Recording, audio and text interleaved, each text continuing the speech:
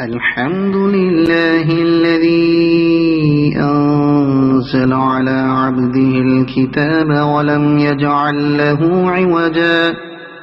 قيما لينذر بأسا شديدا من لدنه ويبشر المؤمنين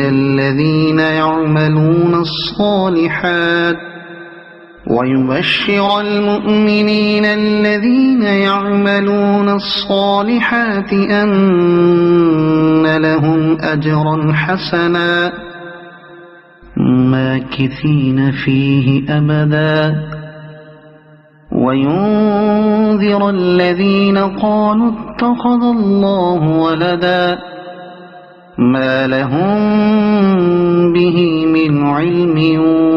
ولا لآبائهم